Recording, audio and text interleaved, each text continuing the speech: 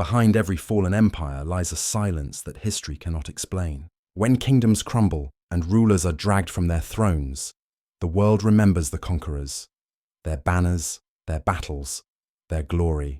But who remembers the women left behind? They were once queens, draped in silk, crowned with gold, their words capable of changing the course of nations. And yet, when the swords fell silent and the cities burned, their names disappeared. No songs were written for them. No monuments were raised in their honor. They were the forgotten ones, the wives of the conquered, the women who lost everything when the men beside them fell. They did not die in battle, but they suffered through its aftermath, through humiliation, captivity, and exile. Their lives were rewritten by the hands of their enemies, their stories buried under the dust of history. Today, we uncover what history chose to forget. The world remembers the victors, but tonight, we remember the wives of the vanquished. When an empire falls, the sound of defeat echoes far beyond the battlefield. It seeps into palaces, into nurseries, into the hearts of women who once believed themselves untouchable. The queens and consorts who shared a ruler's glory were forced to share his ruin. For them, conquest was not a moment, it was a lifetime. Their power vanished overnight. Their palaces became prisons. They were stripped of titles, separated from children, and made to bear the shame of defeat, as if their very existence had caused it. Yet these women, erased from history books, carried within them a strength that no conqueror could destroy. They were silenced, but not broken. They were displaced, but not erased. Their endurance became the hidden heartbeat of civilizations that refused to die. In this story, we walk through the ashes of fallen empires, through Byzantium, the Mughal courts, the Ottoman palaces, and the medieval castles of Europe, to find the women who history turned into shadows. We will uncover how they lived, how they suffered, and how in silence they still shaped the world that came after. Because history may have forgotten their names, but their silence still speaks. History has always celebrated the victors. It immortalizes the men who led armies, the warriors who burned cities, and the emperors who redrew the borders of the world. Their stories are carved into stone, sung in poems, and written in every chronicle. But for every name glorified in triumph, there is another that was erased, a name that once carried grace, power, and dignity. The names of women who lived not in the thunder of war, but in the silence that followed it. What of the queens whose worlds ended not with death, but with disgrace? What of the wives who watched their husbands fall, their kingdoms collapse, their crowns slip quietly from their heads, and then had to keep living in the ruins? When the banners of a fallen king were ripped down from palace walls, his wife's life ended in the same moment, though she still breathed. Her crown was taken, her jewels confiscated, her servants dismissed. Her palace, once a sanctuary of music and ceremony, became her cage. Every echo of her footsteps reminded her of what she had lost. And yet, her name rarely appeared in the records that followed. The chroniclers of conquest found no glory in the sorrow of women. Their pens moved swiftly across the deeds of soldiers, but hesitated at the tears of queens. To the conqueror, she was simply part of the spoils, an object of victory, a possession to display or discard. To history, she was a footnote, a name mentioned only to mark the end of a dynasty. And to herself, she became a ghost in her own story. They called them captives, consorts, widows, prisoners, titles that sounded noble or pitiful depending on who spoke them. But none of these words capture what they truly were. Witnesses to the death of their world. They saw empires crumble from within, not in a blaze of glory, but in the slow, suffocating silence that follows defeat. Imagine the torment of remembering the laughter in halls now empty, of tracing fingers over thrones that once carried power, of hearing strangers rule the land that once bent to your word. That is the pain history never wrote about. These women existed in the margins, seen but not heard. Their faces appeared in paintings, but their voices were erased from memory. Their grief was considered unbecoming, their survival inconvenient. But they lived on, carrying within them the weight of a lost kingdom, the echoes of a name the world no longer spoke. And perhaps that is the cruelest part of their story, that they were not killed by swords or exile, but by silence. Because history does not need to destroy you to forget you. It only needs to stop telling your story. Imagine waking in silk and sleeping behind stone. That was the fate of countless queens whose husbands lost their thrones. In Byzantium, when emperors fell, their wives were forced into monasteries, tonsured, veiled, condemned to live out their days in silence. The same women who once signed decrees and led processions were now bound by vows they never chose. In the Mughal courts, when rebellion failed, royal women were taken as captives, their jewels stripped, their titles erased, their lives bartered for peace.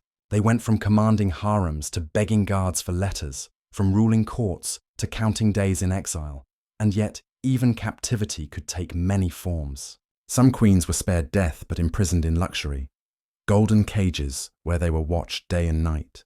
They could look at the world through lattice windows but never again be part of it. Others faced harsher fates, humiliation, servitude, or even forced marriage to their conquerors. They had once shared thrones, now they shared cells. No one wrote about the quiet terror of that fall, the sound of silk turning to rust, of footsteps fading down marble halls that no longer belonged to them. History remembers the crowns that fell, but it forgets the hearts that broke with them. For every queen captured, there was always a price. Sometimes it was ransom, a fortune paid to buy her freedom. Sometimes it was alliance, a marriage arranged to turn enemies into uneasy partners. But most often, it was silence. The wives of fallen rulers became tools in the hands of their conquerors. Pawns moved across the vast, cold chessboard of power. They were used to seal treaties, to prevent rebellion, or to humiliate the dynasties that had once dared to believe they could last forever. The fall of a kingdom was not truly complete until its queen had been subdued, her voice broken, her loyalty rewritten. In the medieval courts of Europe, captured queens were paraded before the people like living trophies. They were reminders that even royal blood could bleed, and that divine right could be conquered. A defeated ruler's wife might be marched through the streets in chains, or displayed at victory feasts while her husband's banner hung in tatters behind her. Some were traded like precious artifacts, exchanged for fortresses, gold, or peace treaties. Others were given away as tokens of goodwill, their worth reduced to what they could bring in negotiation. The humiliation was deliberate.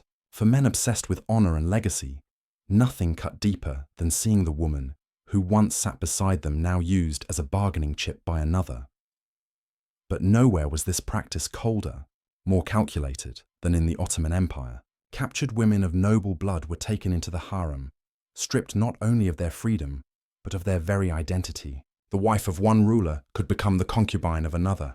Her name was changed, her history erased. In the eyes of the conqueror, this was more than pleasure. It was conquest continued by other means, because victory was not truly complete until the conqueror possessed everything his enemy had once called his own: the crown, the throne, and the woman who symbolized both. To dominate her was to rewrite history. To make her bear his children was to rewrite the future. But beyond politics and pride, something deeper was stolen: their agency, their right to choose their own fates. Their bodies became treaties, their lives became signatures, their existence a kind of currency traded in the markets of empire. They were living contracts, breathing symbols of submission. Women turned into proof that power could take even love and make it serve its will. And yet, behind every exchange, behind every false smile and bowed head, there remained one truth that no conqueror could ever erase, even when reduced to pawns. These women understood the game better than the men who played it. And yet, not all of them broke. Some queens refused to fade into history's shadows. They used silence as a weapon, patience as a shield. In ancient China, defeated empresses wrote poetry in secret, embedding coded pleas for justice into verse. In the Islamic world, royal widows built mosques and schools, turning grief into legacy. In Europe, noble women smuggled letters across borders, passing information to loyalists still fighting for their fallen houses. One such woman, Roxolana, a captive from Eastern Europe, rose from enslavement to become the most powerful woman in the Ottoman Empire. Others, like Catherine of Aragon, faced humiliation with quiet defiance, declaring their worth before entire courts.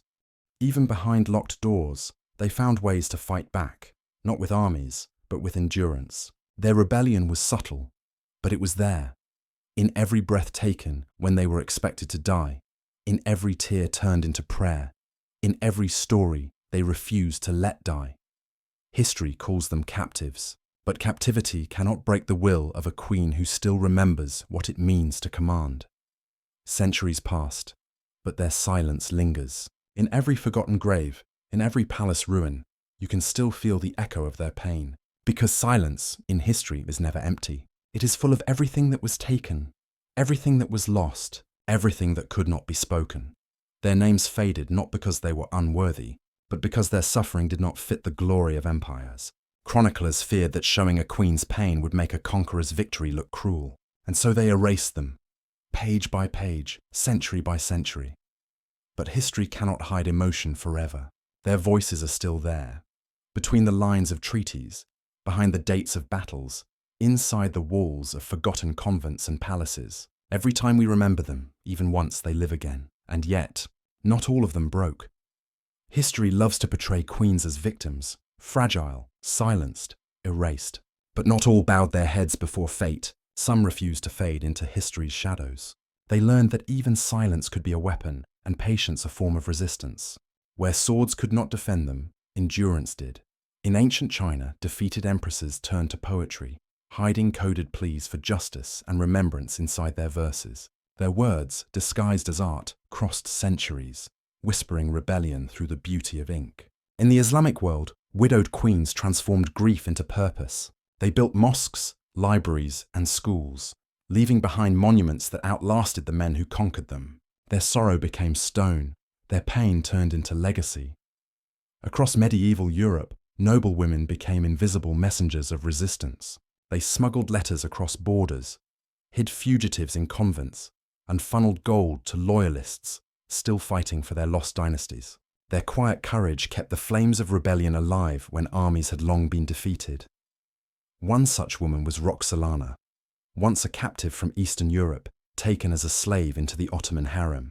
Yet through intelligence and strategy, she rose to become Hurrem Sultan, the most powerful woman in the empire. She turned captivity into command, proving that even chains could be forged into crowns. Others, like Catherine of Aragon, faced humiliation not with hatred but with dignity. Standing before a hostile court, she declared her loyalty, her faith, and her worth. Her calm defiance shamed the very men who sought to erase her. Even behind locked doors, these women fought, not with armies or weapons, but with the quiet, unyielding strength of survival. Their rebellion was subtle, hidden in every breath taken when death was expected, in every tear turned into prayer, in every story they refused to let die. History calls them captives, but captivity cannot break the will of a queen who still remembers what it means to command. In the end, empires fall, all of them. Their palaces crumble, their banners fade, and the songs of their victories grow quiet with time. But the strength of those who endured them, that never dies. It lingers in the stories whispered across generations, in the unspoken resilience passed down through blood and memory. These women, stripped of everything, crowns, titles, freedom, built invisible empires of their own, not of land or soldiers, but of spirit. They ruled in silence, holding together what history tried to tear apart.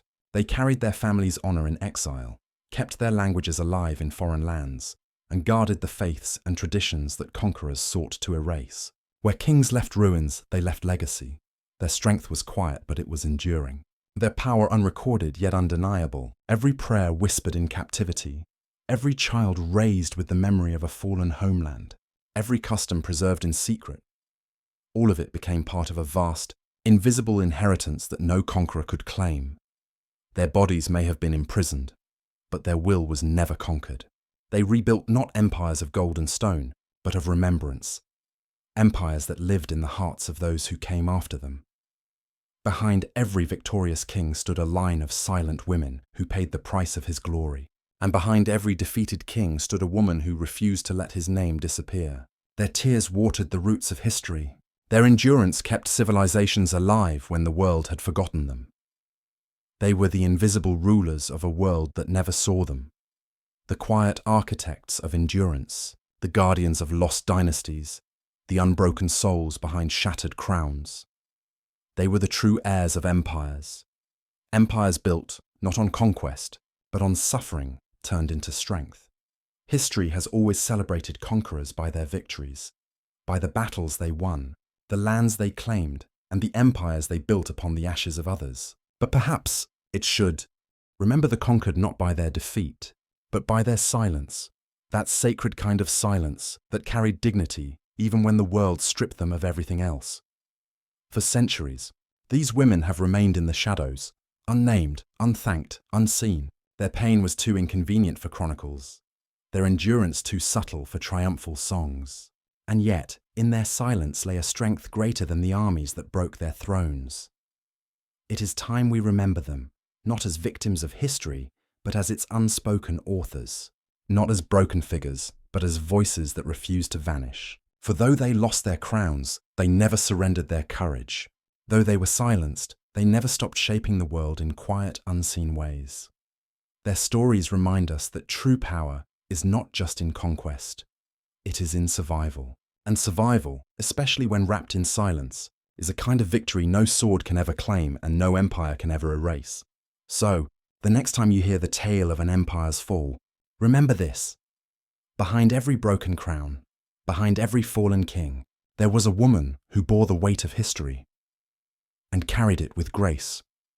If you believe such forgotten voices deserve to be heard again, if you wish to uncover the truths that history tried to bury beneath marble and myth, then subscribe, comment, and join us in this journey through the hidden heart of the past.